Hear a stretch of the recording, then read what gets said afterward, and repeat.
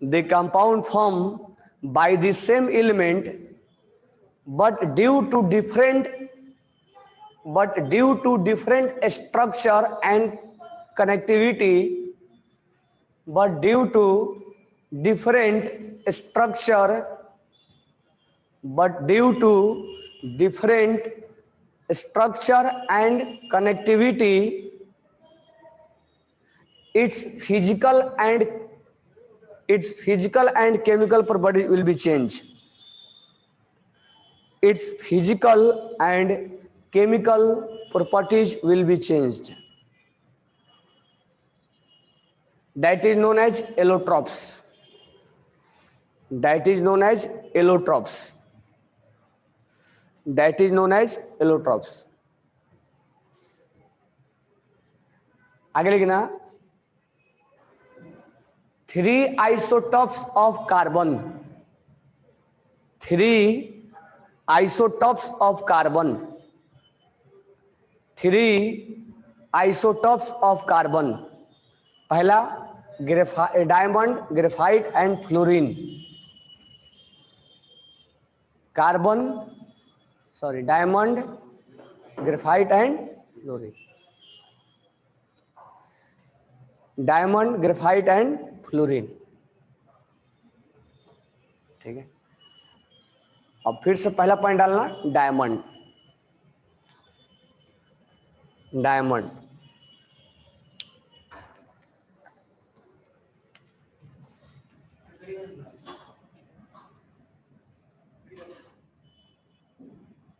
Diamond.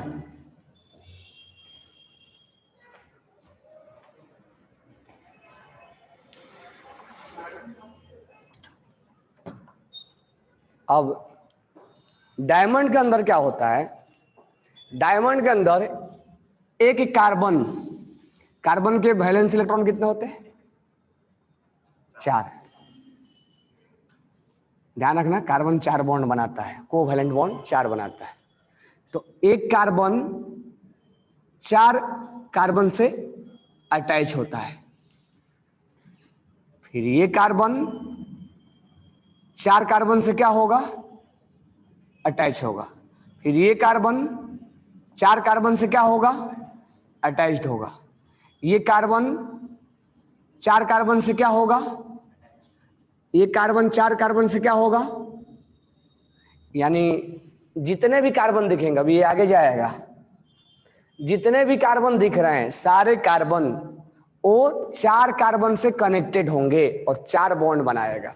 जैसे ये carbon 1 2 3 4 carbon से कनेक्टेड है. तो in diamond 1 carbon is connected to 4 carbon. तो हम पहला पॉइंट ये बोलेंगे, इन डायमंड 1 carbon is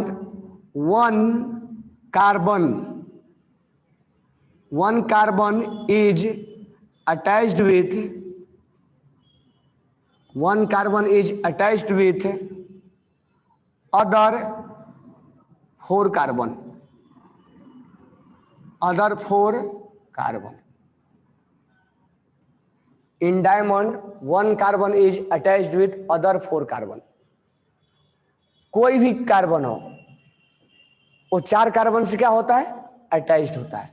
इसलिए इसको हम क्या बोलते हैं?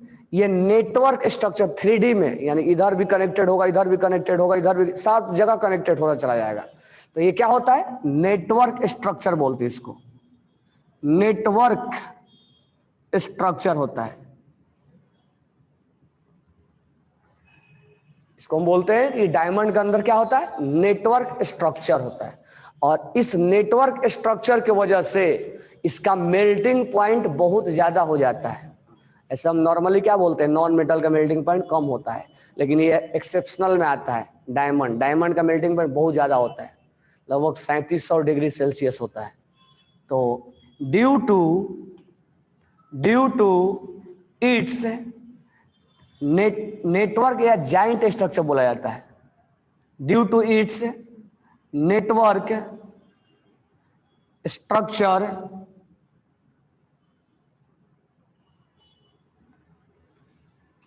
या जाइंट स्ट्रक्चर।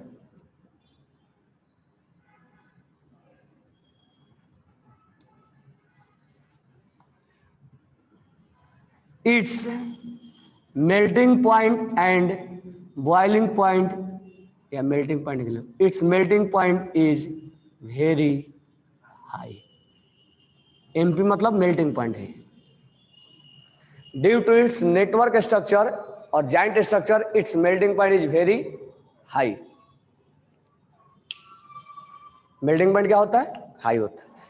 4 इसके इलेक्ट्रॉन हैं और चारों इलेक्ट्रॉन्स बॉन्ड में पार्टिसिपेट है, एक भी इलेक्ट्रॉन्स फ्री नहीं, इसलिए इसमें करंट फ्लो नहीं होता है। क्योंकि करंट फ्लो के लिए कौन रिस्पॉन्सिबल होता है? इलेक्ट्रॉन, और इलेक्ट्रॉन सब बाउंडेड है, इलेक्ट्रॉन सब बॉन्ड बना के रहे हैं, तो फ्री इलेक्ट्रॉन्स तो है ही नहीं। तो it has no free electron, it has no free electron, that's why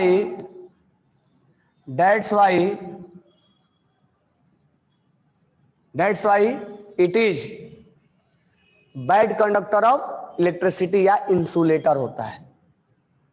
bad conductor of electricity due to it has no free electron, that's why it is bad conductor of electricity। लेकिन अगर मैं इसमें network structure होता है, अगर मैं इस carbon को हीट करूं तो ये हीट एनर्जी के रूप में यहां ट्रांसफर होगा, यहां ट्रांसफर होगा, यहां ट्रांसफर होगा, यहां ट्रांसफर होगा, यहां ट्रांसफर होगा, जल्दी जल्दी कनेक्टिविटी है। तो अगर यहां इस पोर्शन पर अगर मैं हीट करूंगा तो ये इससे कनेक्टेड है, वहां हीट ट्रांसफर होगा, फिर वहां ट्रांसफर होगा, यहां ट्रांसफर होगा। इसका मतलब ये हुआ कि due to network structure it is a good conductivity of heat. Heat को बहुत अच्छे से क्या करता है? ट्रांसफर करता है। तो bad conductor of electricity but good conductor of heat. किसके वजह से?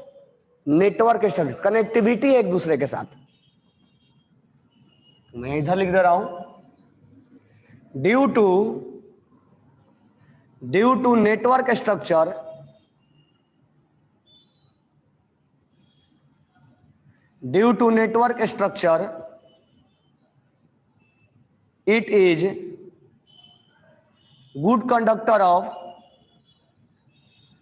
it is good conductor of heat। due to network structure it is good conductor of heat।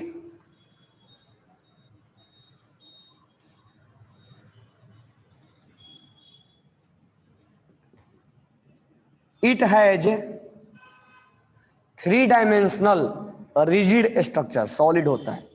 it has 3-dimensional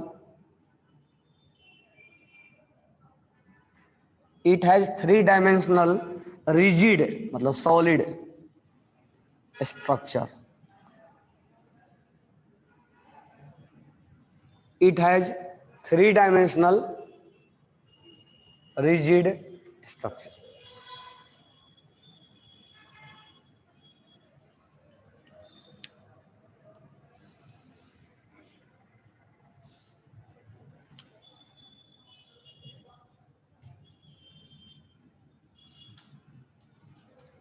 it is crystal solid,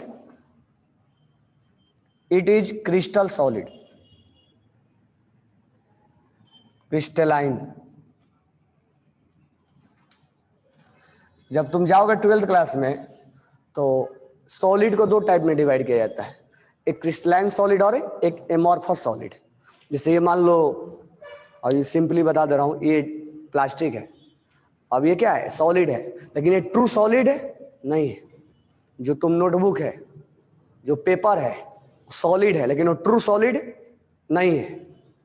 plastic, rubber, जो rubber eraser होता है वो solid है, लेकिन true solid. तो प्लास्टिक, रबर, पेपर, ये सब true solid नहीं होते हैं। वुड तो उसको एमॉर्फस में डाला गया है, वो एमॉर्फस का टाइप है। और जैसे आयरन, कॉपर, डायमंड, इसको बोला जाता है क्रिस्टलाइन सॉलिड। क्या बोला जाता है? तो ये बहुत हार्ड होता है, इसके वजह से ये इसको क्या बोला जाता है? Crystalline solid. और नेक्स्ट पॉइंट ये है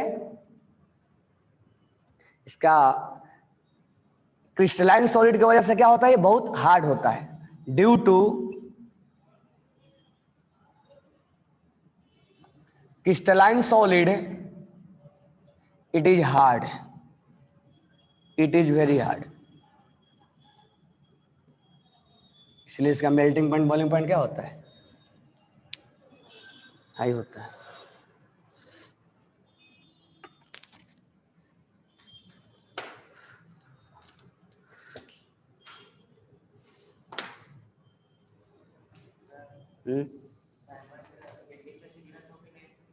क्या? नहीं,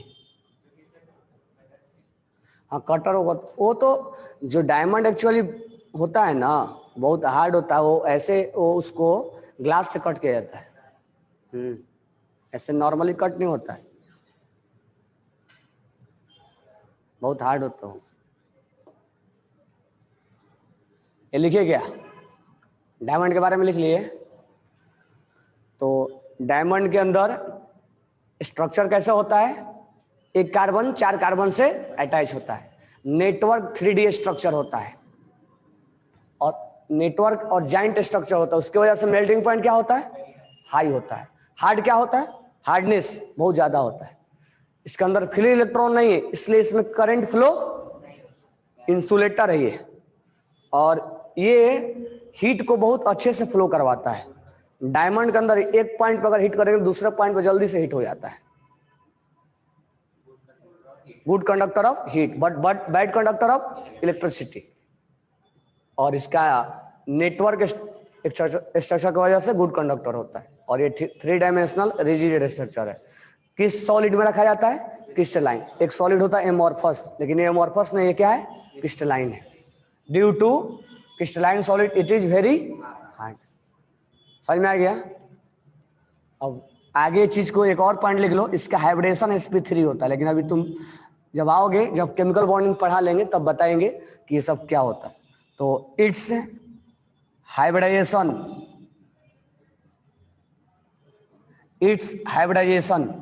अभी हाइब्रिडेशन क्या होता है वो केमिकल बॉन्डिंग पढ़ने के बाद मालूम चलेगा। Its hybridization is sp3। जो तुम पढ़े ना spdf है, वही है। s ब्लॉक है, s ऑर्बिटल्स है और p ऑर्बिटल्स है, यानी एक s ऑर्बिटल्स और 3 p ऑर्बिटल्स मिक्स होता है, हाइब्रिडाइज होता है, हाइब्रिड बनता है, तब बॉन्डिंग होता है।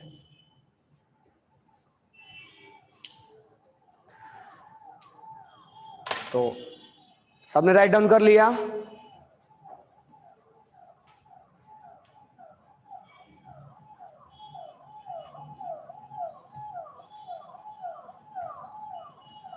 ओके।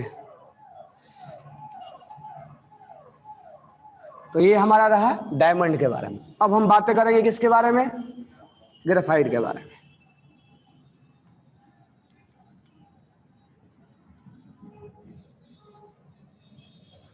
एक्चुअली जाओगे तुम 12th क्लास में तो ये पहले चैप्टर में मिलता है, अभी नहीं मिलेगा। 12th क्लास के पहले सॉलिड स्टेट में आता है।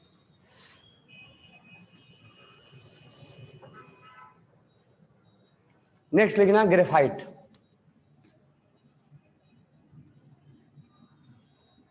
ग्रेफाइट,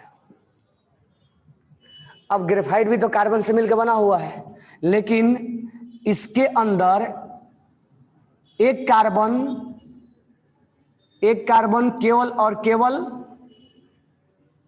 3 कार्बन से कनेक्टिविटी होती है। एक कार्बन 3 कार्बन से, एक इसका इलेक्ट्रॉन बच जाता है क्योंकि इसके वैलेंस इलेक्ट्रॉन 4 होते हैं, ये 3 ही बॉन्ड बनाता है। 4th वन इलेक्ट्रॉन जो होता है वो बच जाता है। तो एक कार्बन कितने कार्बन से कनेक्टिविटी हुआ? लेकिन डायमंड में कितने से था? 4 से। यही दोनों में डिफरेंस है।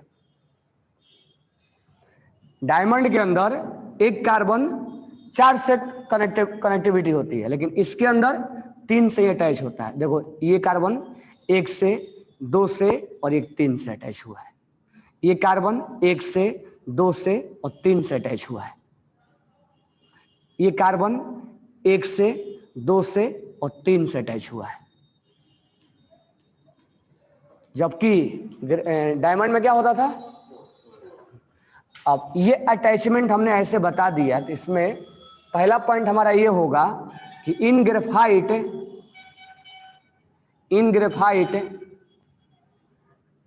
One carbon is attached with other 3 carbon, with other 3 carbon। कोई अगर बोले कि ग्रेफाइट और कार्बन दोनों में सेम बना हुआ है तो फिर अलग अलग क्यों है? तो स्ट्रक्चर कनेक्टिविटी अलग अलग है। उसमें 4 से कनेक्टेड है, इसमें 3 से कनेक्टेड होता है। अब होता क्या है, ये तो हमने समझाने के लिए बनाया। एक्चुअली में ये ऐसा होता है, हेक्सागोनल होता है। ये जितना कॉर्नर दिख रहा है तुम्हें ना, वो कॉर्नर पे क्या है? कार्बन है। ये कार्बन है, ये कार्बन है, ये कार्बन है, ये कार्बन है। अब ये यहां से हाँ हेक्सागोनल होता है, ये हेक्सागोनल रिंग होता है। अब ये इससे कनेक्टेड है, हेक्सागोनल रिंग, ये इससे कनेक्टेड है, ये इससे कनेक्टेड है, और ये इससे है, और ये इससे है। और भी बनाते हैं तब समझ में आएगा। और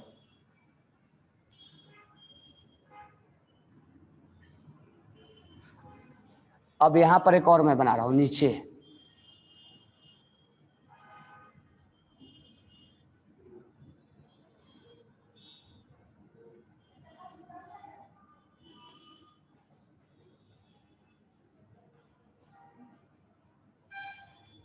अब ध्यान से देखना, ये 2 हमने लेयर बनाया है, एक लेयर ऊपर और एक लेयर जो हम पेंसिल में यूज करते हैं लेयर वाइज होता है। अब यहां ध्यान से देखना, ये कार्बन कितने कार्बन से कनेक्टेड है? देखो 1, ये इससे 2 और ये इससे 3।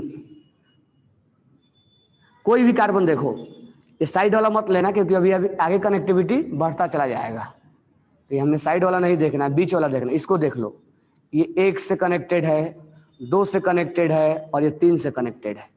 यानी हर कार्बन कितने से कनेक्टेड होगा? 3 कार्बन से, और सब मिलके एक हेक्सागोनल रिंग बनाते हैं। तो इसका जो 3 बॉन्ड बनाया है इसने, और कार्बन कितना बॉन्ड बनाता है? 4। तो इसका 4th वन वैलेंसी क्या रहेगा? फ्री रहता है। जो चौथा वैलेंसी वो क्या रहता है? 4th वन वैलेंसी क्या रहता है? फ्री रहता है। मतलब हर कार्बन के ऊपर एक इलेक्ट्रॉन्स क्या रहेगा? फ्री रहेगा, और इसीलिए करंट फ्लो करवाता है। तो in graphite 1 carbon is attached with 3 other carbon. Second, it has hexagonal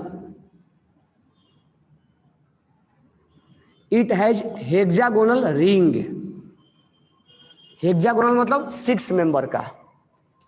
hexagonal मतलब 6 मेंबर का। It has hexagonal ring. और एक लेयर होता है, फिर एक लेयर होता है, दोनों लेयर के बीच में गैप होता है। तो इसको हम बोलते हैं इट हैज लेयर स्ट्रक्चर।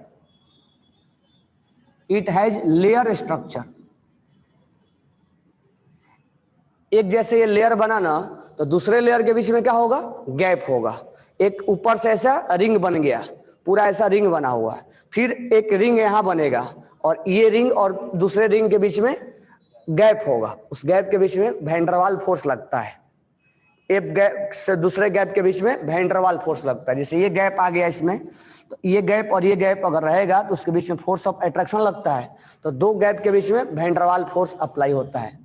तो लिख लेना, in layer van der Waal force of attraction. Van der Waal force of attraction is applied. दोनों लेयर के बीच में क्या होता है? वैन डर वाल फोर्स लगता है और इसीलिए दोनों लेयर क्या होते हैं? कनेक्टेड होते हैं। अब इसके अंदर हर इलेक्ट्रॉन्स के पास क्या है? फ्री वैलेंसी है या फ्री इलेक्ट्रॉन है। तो ड्यू टू फ्री इलेक्ट्रॉन या फ्री वैलेंसी, हाँ, it is good conductor of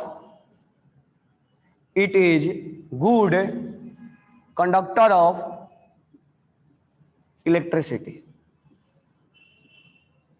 क्योंकि करंट फ्लो करवाने के लिए इलेक्ट्रॉन रिस्पॉन्सिबल होते हैं और इलेक्ट्रॉन्स इसमें फ्री है एक, तो वो बहुत अच्छे से करंट को फ्लो करवाते हैं। लेकिन अगर हम लीड को, मतलब ये ग्रेफाइट को जो हम लीड में यूज करते हैं, अगर इस कॉर्नर पे हिट करेंगे तो जल्दी से इधर हिट नहीं हो, क्योंकि यहाँ क्या है? लेयर है, गैप है, इसकी वजह से कनेक्टिविटी उसका टूट जाता है।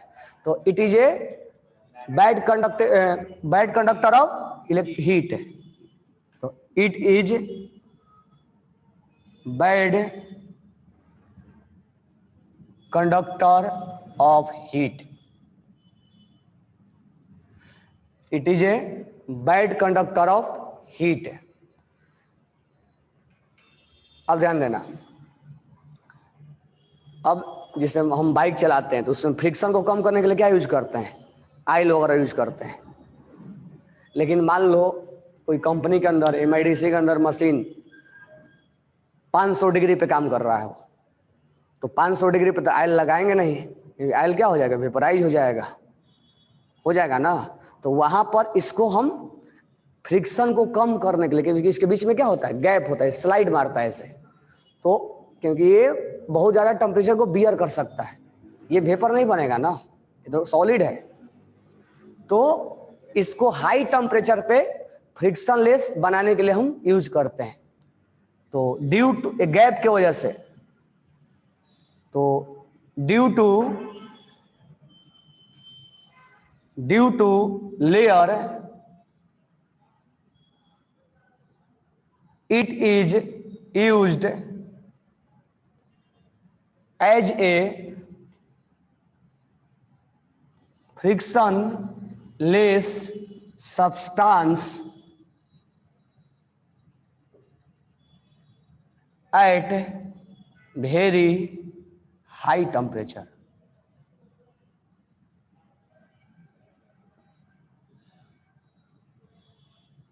हम कैरम बोर्ड खेलते हैं तो कैरम बोर्ड पे हम पाउडर यूज करते हैं फ्रिक्शन को कम करने के लिए। कौन सा पाउडर यूज करते हैं? Boric acid. कैरम पे कौन सा यूज करते हैं? Boric acid. तो वहां पर फ्रिक्शन को कम करने के लिए, ताकि स्लाइड मारे, उसके लिए हम ग्रेफाइट यूज करते हैं। हाँ, कहाँ पे? सिलिका अलग है, होता है उसमें, सिलिका भी फ्रिक्शनलेस बनाता है, वो भी स्लाइड करता है। सिलिका ये जो नॉर्मल तरीके से, लेकिन मेनली हम बोरिक एसिड का यूज करते हैं। तो it is a good conductor of heat and bad conductor of electricity. हाँ, bad conductor of electricity, good conductor of electricity. हाँ, अब bad conductor of heat. Layer होता है, लेयर के बीच में वैन डर वाल फोर्स लगता है। अब हम बात करेंगे कि डायमंड कहाँ बनता है? अर्थ के नीचे, बहुत नीचे, हाई टेम्परेचर और प्रेशर पे बनता है। तो ऐसा बोला जाता है कि ग्रेफाइट और डायमंड में जो ग्रेफाइट होता है वो स्टेबल होता है। ग्रेफाइट क्या होता है? क्योंकि डायमंड को बनाने के लिए हाई टेम्परेचर चाहिए और हाई प्रेशर चाहिए, जो धरती के नीचे बनता हो, क्योंकि वहां पर प्रेशर ज्यादा रहता है और टेम्परेचर भी ज्यादा रहता है। तो ऐसा लिख लेना कि थर्मोडायनेमिकली मतलब हीट के अकॉर्डिंग, थर्मोडायनेमिकली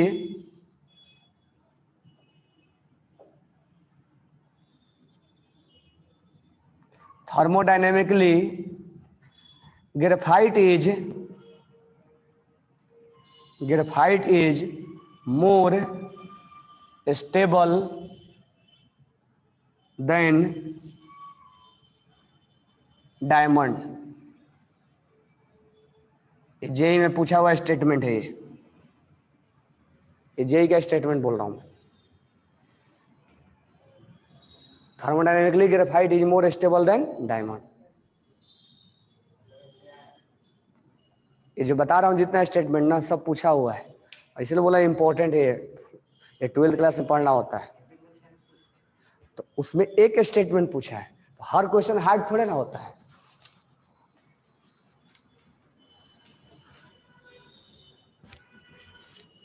समझ में आ गई ये। अब तीसरा है हमारा फ्लोरीन। एक बार देख लो इसमें क्या क्या लिखा हुआ है। In graphite each carbon is bonded to other 3 carbon atom, लिखा है ना पहला point. In the same plane, ये प्लेनर होता है। गिविंग ए हेक्सागोनल एरे, मतलब हेक्सागोनल रिंग बनाता है। The hexagonal array are placed in layer 1 above to other, एक लेयर के ऊपर दूसरा लेयर होता है, दोनों के बीच में वैन डर वाल फोर्स लगता है। Graphite is a smooth and slippery, ये लेयर की वजह से क्या होता है, स्मूथ और स्लिपरी होता है। And very good conductor of electricity. ठीक है ना, इस पॉइंट को ध्यान में रखना। लिख लिया क्या सबने?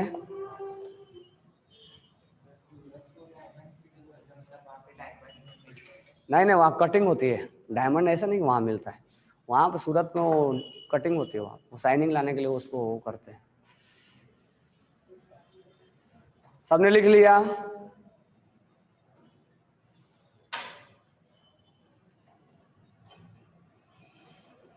कौन से स्टेटमेंट रिपीट करना है विक्रम सिंह? लिख नहीं रहा है क्या? लास्ट स्टेटमेंट थर्मोडायनेमिकली, ये thermodynamically graphite is more stable than diamond. Diamond और ग्रेफाइट में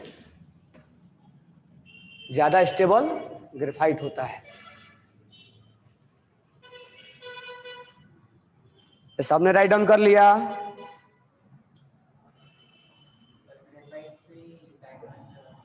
ग्रेफाइट को डायमंड में कन्वर्ट किया जा सकता है, लेकिन उसके लिए नहीं नेचुरली भी किया, लेकिन वो बहुत अर्थ क्रस्ट के नीचे जाना पड़ेगा, और वहां पर बहुत टाइम के बाद, ये स्लो प्रोसेस है, और वहां पर हाई प्रेशर और हाई टेम्परेचर चाहिए।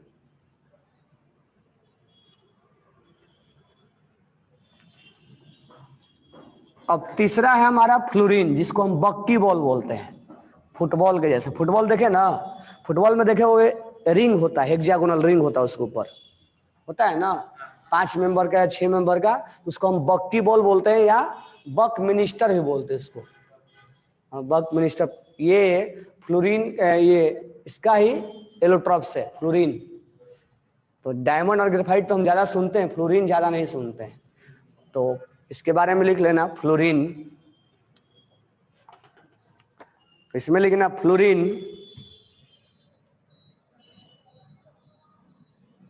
फ्लोरीन इसमें लिखना fluorine is another class of carbon allotropes. Fluorine is another class of carbon allotropes. Fluorine is another class of carbon allotropes. They are spherical in shape.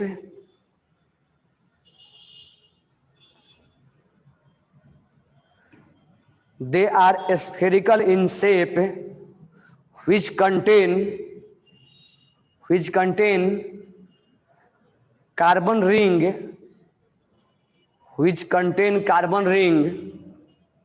from 60 to 350, which contain carbon ring from 60 to 350। हाँ, even number में होता है। अब ध्यान देना, जो fluorine होता है उसके अंदर ध्यान से देखना, एक 5 मेंबर रिंग बना होगा और एक 6 मेंबर रिंग बना होगा। देखो ध्यान से उस डायग्राम में, जो बुक में डायग्राम निकाला हुआ है, उस डायग्राम में ध्यान से देखो, 2 रिंग मिलेगा तुम्हें, एक 5 मेंबर है और एक 6 मेंबर है। ध्यान से देखोगे तो मिलेगा, एक 5 मेंबर रिंग है।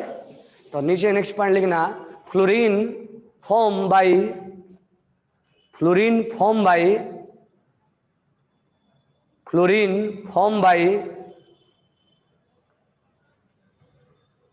5 member ring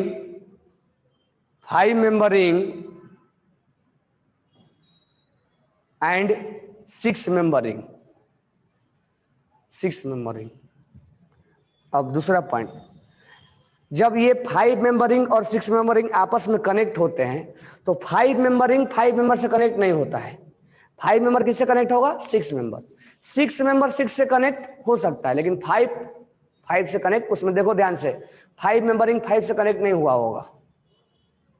5 मेंबर रिंग 6 से कनेक्ट होता है, 6 कनेक्ट हो सकता है, लेकिन 5 कनेक्ट नहीं होता। उसमें ध्यान से देखोगे तो मिलेगा तुम्हें। उसमें लिखना 5 member is connected 5 member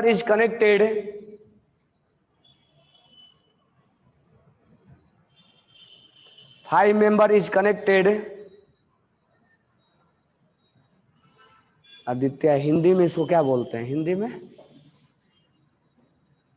पता करके बताओ, फ्लोरीन को हिंदी में क्या बोलते हैं? हमने तो हिंदी नहीं सुना है। 5 member is connected with 6 member। 5 member is connected with 6 member। 5 member is connected with 6 member। Next point लिखना, 5 member never connected with 5 member ring never connected with another 5 member। 5 member will not connected with another 5 member, but 6 member will connected to 5 member as well as 6 member। But 6 member ring connected to 5 member as well as 6 member। 5 member as well as 6 member। 5 member as well as 6 member।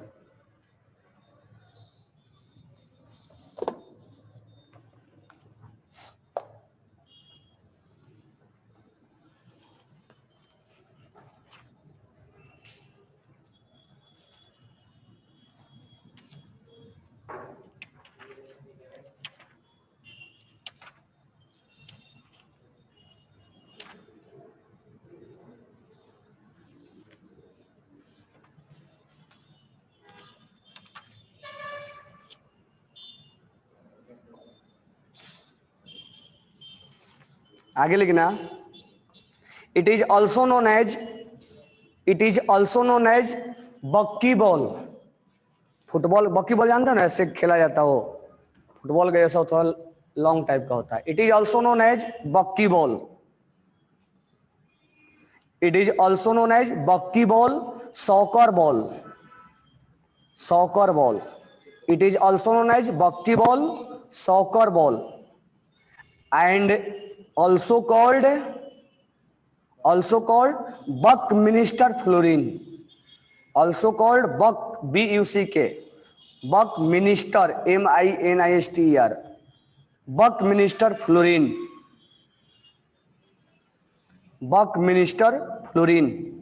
अब एक statement लिख लेना, ये NEET में आया हुआ है। इन बकमिनिस्टर fluorine, और ये एनसीईआरटी का लाइन है।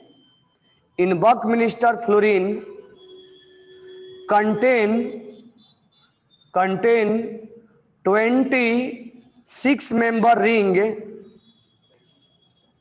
26 member ring, 26 नहीं, 26 member ring and 12 5 member ring, and 12 5 member ring and 12 5 member ring। 5 member ring. अब इसमें भी तुम ध्यान से देखो, उसमें डायग्राम में एक कार्बन कितने से कनेक्टेड है? एक कार्बन कितने से कनेक्टेड है? 3 से है। इसका मतलब चौथा वैलेंसी क्या होगा इसका? फ्री होगा, इसलिए इसमें भी करंट फ्लो होता है। हाँ, तो आगे लिखना, in fullerene 1 carbon is connected to another 3 carbon. In fullerene 1 carbon is connected to 1 carbon is connected to another 3 carbon, another 3 carbon, hence its 1 valence electron will free, hence its 1 valence electron will free, hence its 1 valence electron will free. That's why it is a good conductor of electricity. That's why it is good conductor of electricity. That's why it is good conductor of electricity.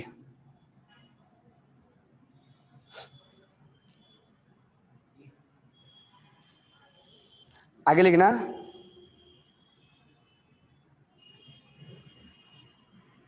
it formed by C60 carbon 60, it is formed by carbon 60,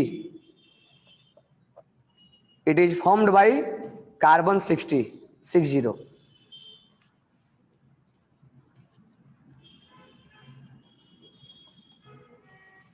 carbon 70 से ही बनाया था, और C70 C70, ये अलग अलग isotopes है इसके।